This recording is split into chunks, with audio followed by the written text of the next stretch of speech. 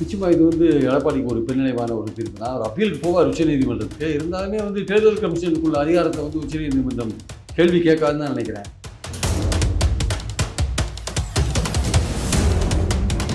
இது ஒரு எடப்பாடி பழனிசாமி தலையில் ஒரு கத்தி தொங்குற மாதிரியான விஷயங்கள்ல இப்போ நடக்கும். முதன்மை சக்தின்னு விஜய் சொல்றாரு, அவர் நான் தான் முதல்வர், எனக்கு 117 சீட் கொடு, பாதி சீட் கொடுங்க. ஜூனியர் பார்ட்னரா எப்படி போவார்? Junior பார்ட்னரோ equal பார்ட்னரோ. எடப்பாடியோட சொந்தக்காரங்க வீட்டில் ரைடு நடந்தது, எடப்பாடியோட ரொம்ப வேண்டிய இளங்கோவன் வீட்டில் ரைடு நடந்தது.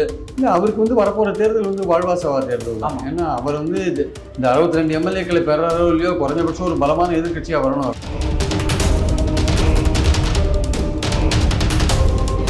நீங்கள் ஏதோ ஒரு வகையில் தாவேக்காவோடையோ பாஜகவோடையோ சேர வேண்டிய கட்டாயத்தில் இருக்கீங்க. நீங்கள் தாவேக்காவோட டிமாண்ட் ஏற்றுக்க முடியலன்னா பாஜக போக வேண்டிய கட்டாயத்தில் இருக்கீங்க. ஆனால் பாஜகவோட நீங்கள் போனீங்கன்னா பிரமிக்கத்தக்க வெற்றியை பெறுவீங்களா இந்த வாட்டி அப்படின்றது ஒரு கேள்விக்குறி.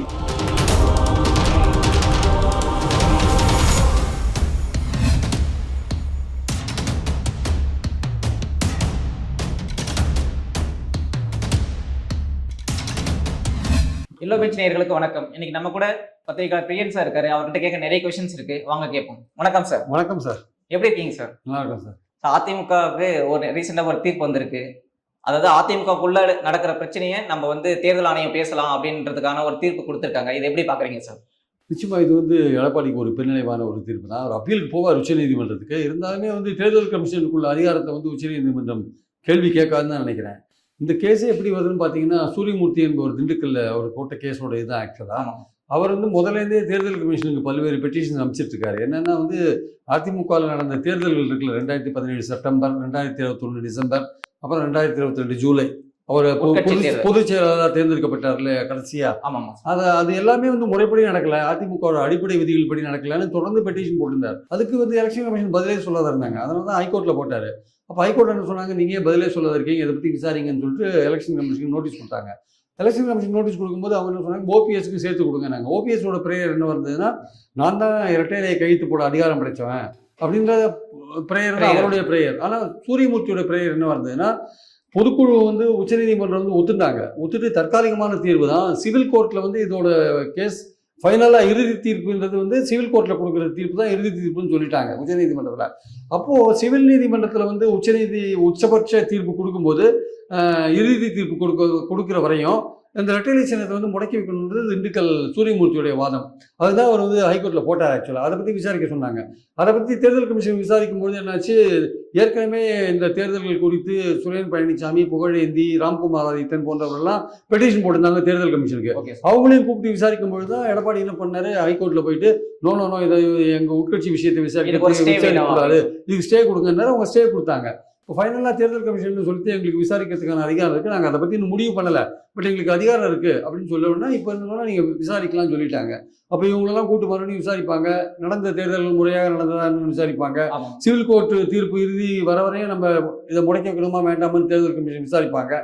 இதுக்கு நடுவில் பழனிசாமி இந்த உயர்நீதிமன்ற தீர்ப்பை எடுத்து உச்சநீதிமன்றம் போனார்னா, ஒருவேளை தற்காலிகமாக தடை கொடுத்தா கூட இறுதியாக விசாரிக்கும் போது தேர்தல் கமிஷனுக்கு அதிகாரம் இருக்குன்னு தான் சொல்லுவாங்கன்னு என்னுடைய கருத்து. ஆனால் இது இன்னும் கொஞ்சம் இழுத்து போகிறதுக்கான வாய்ப்பு இருந்தால் கூட இது ஒரு எடப்பாடி பழனிசாமி தலையில் ஒரு கத்தி தொங்குற மாதிரியான விஷயங்கள் தான் இப்போ நடக்குது. இன்னும் ஒரு வருஷத்துல தேர்தல் வரப்போகுது. அதனால தான் சொல்கிறேன், அந்த ஆஸ்பெக்டில் பார்க்கும்போது தேர்தலுக்கு முன்னாடி ஒரு கத்தி தலையில் தொங்கிட்டு இருக்கு. அது எப்படி முடியும்னு சொல்ல முடியாது. சரி, இதை யூஸ் பண்ணி பிஜேபி ஏதாவது ரோல் பிளே பண்ணுவாங்களா? அவங்க ஏடிஎம்கே கூட்டணிக்கு தங்களை கொண்டு வரதுக்கு அவங்க ட்ரை பண்ணுவாங்களா? ஏடிஎம்கே பாஜக கூட்டணிக்கு வரணும்ட்டு அதிமுக இருக்கிறவங்களும் பாஜக கூட்டணி விரும்புகிறாங்க, பாஜக இருக்கிறவங்களும் அதிமுக கூட்டணி விரும்புகிறாங்க. இதுக்கு நடுவில் ஒரு விஷயம் தாவேக்காவோட கூட்டணி அப்படின்ற ஒரு விஷயமும் போயிட்டு இருக்கு. ஆனால் பாஜக இதை பார்த்துட்டு இருக்காங்க. ஸோ எப்படியாவது ஏடிஎம்கே வழி கொண்டு வரலாம் அப்படின்னு அவங்க நினைக்கிறாங்க. தாவேக்கா சைடில் போனீங்கன்னா தாவேக்கா என்ன மாதிரியான டிமாண்ட்லாம் வைப்பாங்கன்னு சொல்ல முடியாது. அதை ஏடிஎம்கே ஆட்சியிலும் அதிகாரத்திலும் பங்கு போன்ற விஷயங்கள்லாம் ஏற்றுப்பாங்களான்னு சொல்ல முடியாது. எனக்கு பாதி சீட் கூட, எங்களுக்கு 20% ஓட்டு நேற்று பிரசாந்த் கிஷோர் சொல்லிட்டு போயிட்டாரு, 15% 20% ஓட்டு அவங்களுக்கு இருக்குன்ட்டு. அப்போ நிச்சயமாக இவர் கொடுக்குற 40 சீட்டு 30 சீட்டு வாங்க மாட்டாங்க. முதன்மை சக்தின்னு விஜய் சொல்றாரு, அவர் நான் தான் முதல்வர், எனக்கு 117 சீட் கொடு, பாதி சீட் கொடுங்க. ஜூனியர் பார்ட்னரா எப்படி போவாரு? ஜூனியர் பார்ட்னரோ ஈக்குவல் பார்ட்னரோ கூட போக மாட்டார், நான் தான் பெரிய பார்ட்னர் தான் போவார். அப்போ அவருக்கு எடப்பாடிக்கு பாஜக போகிறத விட்டு அவர் வழி கிடையாது. தப்பி தவறி விஜய் பக்கம் அவர் போயிடக்கூடாதுன்றதுக்காக பாஜக அவர் தலைக்கு மேலே ஒரு கட்டியை தொங்க விடுற மாதிரி இந்த ரெட்டையிலை சின்னத்தை தொங்க விட்டுருக்காங்களோ அப்படின்ற மாதிரியான எண்ணம் கூட வருது. ஆனால் அவங்களுக்கே அதிமுகவில் இருக்கிற பல பேருக்கே பாஜகவோட போனால் பெட்டர் நினைக்கிறாங்க. அவங்க நினைக்கிறாங்க 21 தேர்தலில் வந்து 10 வருஷம் ஆன்டி இன்குமென்சியை மீறி இந்த 75 இடங்கள் அதிமுக பாஜக கூட்டணி வாங்கிச்சு. அது தவிர பார்லிமெண்ட் தேர்தலில் தனித்தனியா கூட சில தொகுதிகளில் 2 பேரும் வாங்கின ஓட்டுகள் கூட்டினா திமுக கூட்டணியோட அதிகமான இருக்கு. ஸோ அது வந்து எலக்ட்ரல் இதில் வந்து ஒரு பலன் கொடுக்குற ஒரு விஷயமா இருக்கிறதுனால பாஜகவோட போனால் அதிமுக தான் முதலமைச்சர்ன்றதை பாஜக ஏற்றுப்பாங்க. விஜய் கூட போனால் பழனிசாமி முதல்வரா இல்லையான்றது ஒரு பிரச்சனை வரதுக்கான வாய்ப்பு இருக்கு. அதனால பாஜக வந்து வாட்ச் பண்ணிட்டு இருக்கு. இவர் தப்பித்தவரை அப்படி விஜய் பக்கம் ஏதாவது போறாம இருந்ததுன்னா இல்லை நீங்க என் கூட வாங்க அப்படின்னு இவரை மிரட்டது. இப்போ ரைடு நடந்தது, எடப்பாடியோட சொந்தக்காரங்க வீட்டில் ரைடு நடந்தது, எடப்பாடியோட ரொம்ப வேண்டிய இளங்கோவன் வீட்டில் ரைடு நடந்தது, பல விஷயங்கள் நடந்துட்டு இருக்கு. ஸோ இதெல்லாம் எதோட கனெக்ட் பண்ணி பார்க்கணும் அப்படின்னு தெரியல. இப்போ செங்கோட்டையன் விஷயம் நடக்குது, அதை கனெக்ட் பண்ணி பார்க்கணுமா இல்லை தனிப்பட்ட விஷயமான்னு சொல்ல முடியாது. மொத்தத்தில் எடப்பாடி தலைக்கு மேல ஒரு கத்தி தொங்கிட்டு இருக்கு. அது பாஜக அதுக்கு பின்னாடி இருக்குன்றதுல சந்தேகம் கிடையாது. ஏடிஎம்கேல இப்போ 2 குரூப் ஆஃப் பீப்புள் இருக்காங்க. ஒருத்தர் வந்து மைனாரிட்டி ஓட்ஸ் நமக்கு ரொம்ப முக்கியமானது. அதாவது ஜெயக்குமார் மாதிரி அவங்க வந்து ஜெயக்குமார், கேபி முனுசாமி, சிவி சண்முகம் போன்றவர்கள். இப்போ சவுத்ல இருக்கிறவங்க வந்து அவங்க சாஃப்ட் இந்துத்துவ ஓட்டு வந்து நம்மளுக்கு ஆட் ஆனா நம்ம சீட்டை கன்வெர்ட் பண்ண முடியும் அப்படின்னு யோசிக்கிறாங்க. இப்போ எடப்பாடி வந்து எந்த சைடு போவாரு அப்படின்றத முக்கியமான. உங்களுக்கு வெஸ்டர்ன் சவுத் பாத்தீங்கன்னா பிஜேபியோட கூட்டணி இருக்குன்னு நினைக்கிறாங்க. டெல்டாலையும் நார்த் மாவட்டங்களையும் பாத்தீங்கன்னா வேண்டாம், இன்க்ளூடிங் சென்னை பாத்தீங்கன்னா ஜெயக்குமாரை கேட்டீங்கன்னா எனக்கு வேண்டாம்னு சொல்லுவார். ஏன்னா பாஜக கூட்டணி அவருக்கு உதவாது, அவர் தோத்துட்டார். அதனால சிபி சண்முகத்துக்கும் அதே கேஸ் தான், கேபி முனுசாமிக்கும் அதே கேஸ் தான். அப்படியே ஜெயிச்சாரோ. ஆனா அதே கொங்கு மண்டலத்தில் பாத்தீங்கன்னா 10க்கு 10 இடங்களும் வந்து 21ல வாங்கினாங்க. இப்போ தனித்தனியா நீங்கன்னா ஒரு இடம் கூட நீங்க பார்லிமெண்ட் தேர்தலில் வாங்கல. 2 தேர்தல் வேற வேற தேர்தல் சொல்லலாம், பட் அந்த ஆதரவாளர்கள் ஒன்றா தானே இருக்காங்க. நீங்க இணையும் போது உங்களுக்கு ஓட்டு வருதுன்றதான் முக்கியம் ஆக்சுவலா. ஸோ அதனால வந்து கொங்கு மண்டலத்திலையும் தெற்குலையும் பார்த்தீங்கன்னா பாஜக கூட்டணி இருந்தால் நம்ம பெட்டரா வந்து இடங்கள் வாங்க முடியும் அப்படின்னு நினைக்கிறாங்க, 2 பகுதியில் நினைக்கிறாங்க. ஆனால் அதே சமயம் வந்து தாவேக்காவோட போனால் தாவேக்காவுக்கு என்ன செல்வாக்கு இருக்கு? பிரசாந்த் கிஷோர் வந்துட்டு ஏதோ 15% இருக்குன்னு சொல்லிட்டு தான் சொல்றாங்க. அது உண்மையா போயா அது டெஸ்ட் பண்ணி பார்த்தாலும் தெரியும். அதை நம்பி எப்படி வந்து அவங்களுடைய டிமாண்டெல்லாம் வந்து எடப்பாடி ஏற்றுப்பாரு சொல்ல முடியாது. ஸோ இருக்கிற பெட்டராக இப்போ இருக்கிறதுல ஏற்கனவே ப்ரூவ் பண்ண ஒரு கூட்டணின்னு பார்த்தீங்கன்னா அதிமுக பாஜக கூட்டணி. ஆனால் மைனாரிட்டி ஓட்டுன்ற ஒரு விஷயம் வரும்போது இந்த இவர் கேபி முனுசாமி, சிவி சண்முகம், இவங்க ஜெயக்குமார் இவங்கெல்லாம் ஒத்துக்க மாட்டேங்கிறாங்க. அதே சமயம் பார்த்தீங்கன்னா அவங்க இவர் வேலுமணி, தங்கமணி, விஜயபாஸ்கர் போன்றவங்கலாம் நம்ம பிஜேபி கூட்டணி வேணுன்றாங்க. ஸோ எடப்பாடி ரெண்டு தரப்புலையும் மாற்றின்னு முடிக்கிறாரு. என்ன பண்ணுறது முடிச்சிட்டு இருக்கிறதா உண்மை. இப்போ 2024 சொல்லும் போது கூட அவர் மெகா கூட்டணி அமைப்போம் அப்படின்னு சொன்னாரு. இப்போ 2026 பக்கம் வந்துருச்சு. இப்போ மெகா கூட்டணி அவர் அமைச்சாதான் அவருடைய லீடர்ஷிப்பை அவர் ப்ரூவ் பண்ண முடியும்.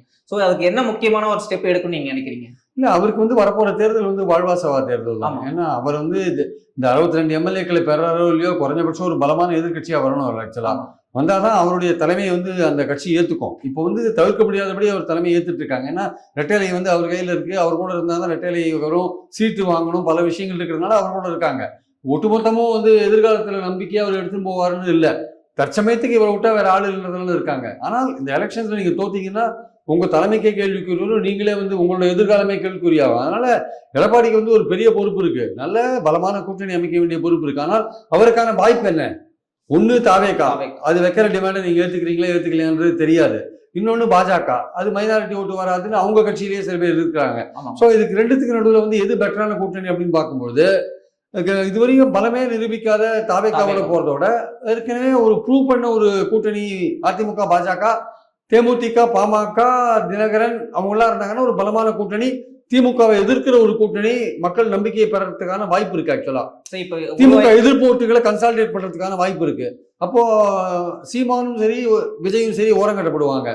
ஸோ எடப்பாடி என்ன மாதிரி சூஸ் பண்ண போறாருன்னு தான் பாயிண்ட். ஆக்சுவலா அவருக்கு வந்து தாவேகாவை சூஸ் பண்ணாருன்னா அதிமுக தாவேகா அதுல வந்து பாமக தேமுதிக கூட வரலாம், சொல்ல முடியாது. ஆனால் தாவேகாவோட டிமாண்ட் இருக்குல்ல, அதை ஒரு பூர்த்தி பண்ண முடியுமான்றது கொஞ்சம் டவுட்டான விஷயம். சரி, இப்போ நம்ம தாவேகாவோட பொசிஷன் எடுத்துக்கிட்டா அவங்க வந்து ஒரு மாஸ் பார்ட்டி, அதாவது எம்ஜிஆர் என்ன வழியில் வந்தாரோ அந்த மாதிரி விஜய் தன்னை ப்ரொஜெக்ட் பண்ணிருக்காரு.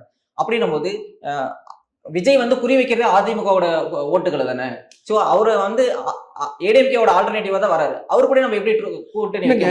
திமுக எதிர்ப்பு ஓட்டுகள் இப்ப பெரும்பாலும் அதிமுக தானே போகுது.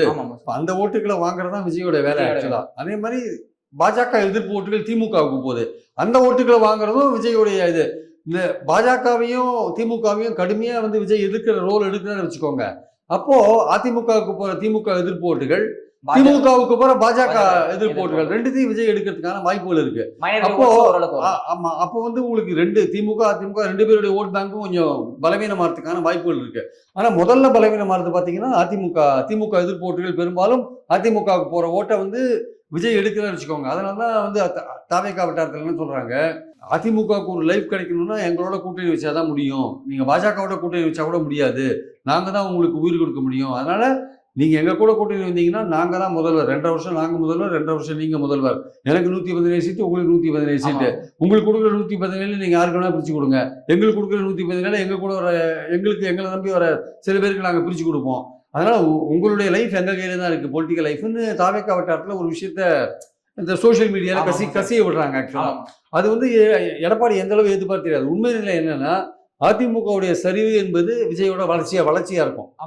ஆனா அந்த சரிவு அதனால தாவேகால என்ன நினைக்கிறாங்க, எதுக்காக நம்ம வந்து அதிமுகவோட சேரணும், நம்ம சேர்ந்து அதுக்கே உயிர் கொடுக்கணும், அவரை தனியா நம்ம கழட்டி விடும், அவரை வந்து பாஜகவோட போறாரோ வேற யாரு கூட போறாரோ எங்க வேணா போய்க்கிட்டோம், ஆனா அவருடைய திமுக எதிர்ப்போட்டுன்றது பிரியும் போது நமக்கான வாய்ப்புகளை நம்ம அதிகப்படுத்தி பார்க்கலாம் அப்படின்னு தாவேகால என்றவங்க இருக்காங்க. ஆக்சுவலா அப்ப பிரசாந்த் கிஷோர் என்ன அட்வைஸ் பண்ணிருக்காருன்னா, கூடிய மட்டும் நீங்க உங்களுடைய செல்வாக்கை நீங்க வளர்க்க பாருங்க, நீங்க உங்க கட்டுமானங்களை வந்து நல்லா 120 மாவட்டங்களுக்கு செயலாளர் போட்டு கீழே 68,000 பூத்துக்கு நீங்க வந்து பூத் கமிட்டி போட்டு உங்க கட்சியை நீங்க கட்டுமானத்தை உருவாக்கினீங்கன்னா உங்ககிட்ட இருக்கிற 1 கோடி இளைஞர்கள் உங்களுக்கு ஓட்டு போறதுக்கான வாய்ப்புகள் இருக்கு. ஸோ அதுக்கு நீங்க முயற்சி பண்ணுங்க, நீங்க கூட்டணி சேர்றதுன்றது கடைசி நேரத்தில் முடிவெடுங்க, ஆனால் கூட்டணி சேர்ந்தாலுமே நீங்க தான் முதன்மை சக்தியா இருக்கணும், நீங்க தான் முதல்வர் கேண்டிடேட்டா இருக்கணும். நீங்க ஐடிஎம்கே கொடுத்தீங்கன்னா அப்புறம் நீங்க ரெண்டாவது செகண்டரி ஃபோர்ஸா மாறிடுவீங்க, செகண்டரி ஃபோர்ஸா மாறினா நீங்க எப்போதும் செகண்டரி ஃபோர்ஸாவே இருப்பீங்க, ஏடிஎம்கே வளர்ந்து இருக்கும், அந்த நிலைமையை நீங்க விட்டுறாதீங்கன்னு அவருக்கு பண்ற அட்வைஸ். ஸோ அதனால அதிமுக தாவேகா கூட்டு சேர்றதுல பலவிதமான பிரச்சனைகள் இருக்கு. ஆக்சுவலா இப்போ 2021 எலெக்ஷன்ஸ்ல ஒரு முக்கியமான ஃபேஸ் வந்து கமலஹாசன் சார் உள்ள வந்தாரு. அப்போ வந்து ஆன்டி இன்கம்பன்சியை வந்து யார் வந்து எடுக்க போறாங்களோ டிஎம்கே வந்து கமலஹாசன் சாரவே என்ன சொன்னாங்கன்னா பிஜேபியோட பி டீம் அப்படின்னு சொல்றாங்க.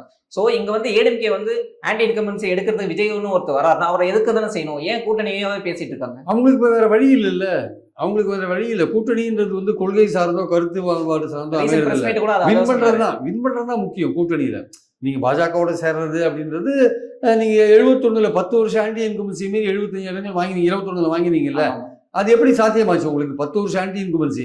அப்போ வந்து மைனாரிட்டி ஓட்டு போட்டாலும் கூட மற்றவங்க எல்லாம் ஓட்டு போட்டு நீங்க வாங்கினீங்க. ஆக்சுவலா இப்போ தாவேகா அது என்ன பிரச்சனைனா அவங்களுக்கு ஓட் பேங்க் என்னன்னு தெரியாது. இப்போ நான் என்ன கேட்டா நான் சொல்லுவேன் 12% தான் இருக்குன்னு சொல்லுவேன்.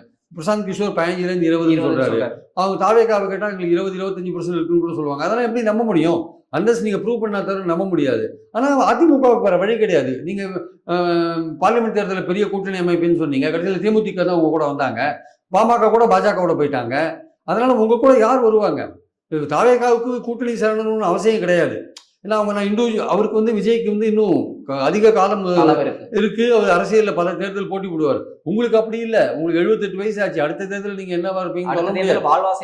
ஆமா, நீங்க வந்து உங்க கட்சியில தலைமையை நீடிக்கணும்னா நீங்க வின் பண்ணி காட்டி ஆகணும். அப்ப நீங்க ஏதோ ஒரு வகையில வந்து தாவேகாவோடையோ பாஜகவோடய சேர வேண்டிய கட்டாயத்தில் இருக்கீங்க.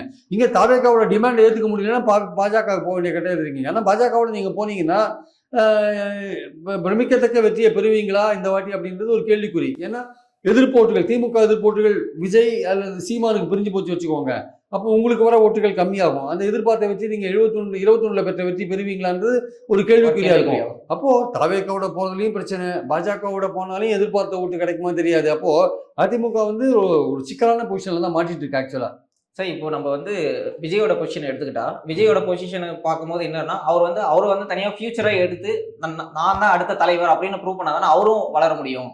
ஆனா ஏடிஎம்கேவை டிபெண்ட் பண்ணா அந்த கட்சிக்கும் ஒரு மிகப்பெரிய பாதிப்பை தானே ஏற்படுத்தும். இல்ல, அவர் பொறுத்த மட்டும் அவர் தன்னை தாங்க முதன்மைப்படுத்தி விரும்புவார். அவர் ஏடிஎம்கே வளர்றது, ஏடிஎம்கே வீழ்ந்தா நல்லதுன்னு நினைப்பாரு. திமுகவுக்கு எதிராக நாங்க தான் முக்கியமான பிரதான கட்சின்னு வர்றது தானே அவர் விரும்புவார். ஆக்சுவலா அதனால ஏடிஎம்கே இப்ப இருக்கிற ஏடிஎம்கே தான் இப்போ திமுகவுக்கு ஆல்டர்னேட்டா மாற்றா இருக்கு. ஆக்சுவலா இருதுருவ அரசியல்ல அவங்க இருக்காங்க. சப்போஸ் வந்து ஏடிஎம்கேவோட சரிவு தான் அவங்களுக்கு அட்வான்டேஜா இருக்கு ஆக்சுவலா விஜய்க்கு. அதனாலேயே அவங்களுக்கு ஒரு எண்ணம் இருக்கு, கூட்டு சேரலாம், முதல் எலெக்ஷன்ல கூட்டு சேரலாம் ஏடிஎம்கேவோட ஒரு எண்ணம் இருந்தா கூட எதுக்கு ஏடிஎம்கேக்கு லைஃப் கொடுக்கணும்ன்ற எண்ணமும் இருக்கு. விஜயகாந்த் சார் மாதிரி ஃபர்ஸ்ட் எலெக்ஷன்ல ஏடிஎம்கேக்கு எதுக்கு லைஃப் கொடுக்கணும்? அதுல வந்து அவங்க தாவேகா வட்டாரத்தில் என்ன சொல்றாங்க, ஏடிஎம்கேல இளைஞர்களும் கிடையாது, ஏடிஎம்கேக்கு பெண்களும் ஓட்டு போடுறது கிடையாது, இப்ப பெண்கள்லாம் திமுகவுக்கு மாறிட்டாங்க, ஏன்னா இலவச அது ஒரு பஸ் பயணம், முக்கியமான உரிமை பேஸா தொகை, இருக்கணும் சார். அதுக்கு பெண்கள் ஓட்டும் கிடையாது, இளைஞர்கள் ஓட்டும் அங்க இல்ல. அப்ப எதுக்கு ஏடிஎம்கே லைஃப் கொடுக்கணும்னு கேக்குறாங்க தாவேக்கால. எதுக்கு அதோட சேர்ந்ததுக்கு லைஃப் கொடுக்கணும்? அது அமௌண்ட் தனியா கழிச்சு விடலாம். அது பாஜகவோட சேர்ந்தா வேற யார் கூட சேர்ந்துட்டு போட்டோம்.